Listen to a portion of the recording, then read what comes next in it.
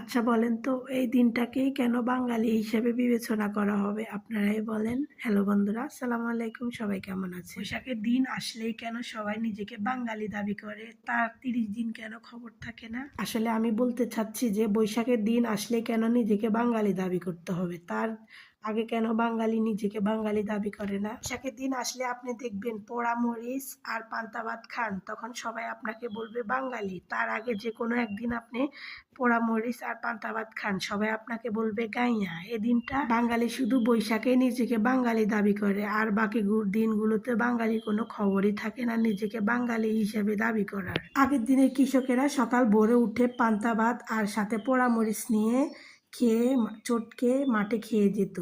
কিন্তু আপনি কখনো করেছেন? আপনি তো সকালবেলা উঠে অনেক দামি দামি খাবার খাচ্ছেন, তারপরও নিজেকে দিন শেষে বৈশাখের দিন আসলে দাবি করেন বাঙালি। আসলে আমরা বাঙালিরাও না অনেক কিছু পারি, তাই না? আসলে আমরা বাঙালিরা পারি না এমন কোনো বিষয়ই নেই।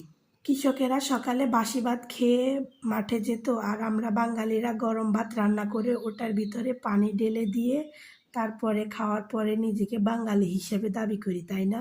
আসলে বাঙালি অনেক কিছুই পারে। এই যে এই দিনটা যদি বাঙালি নিজেকে বাঙালি হিসেবে দাবি না করে তাহলে আর কখনোই করা হবে না। এই জন্য বাঙালি এই দিনটা নিয়ে বেশি বাড়াবাড়ি করে।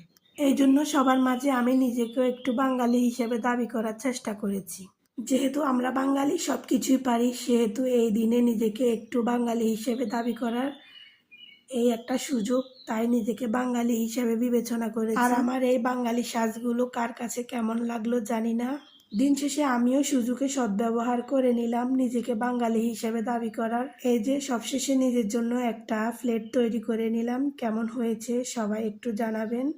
আর এই যে আমি নিজেকে বাঙালি হিসেবে দাবি করলাম। সবাই ভালো থাকবেন, সুস্থ থাকবেন। আল্লাহ হাফেজ।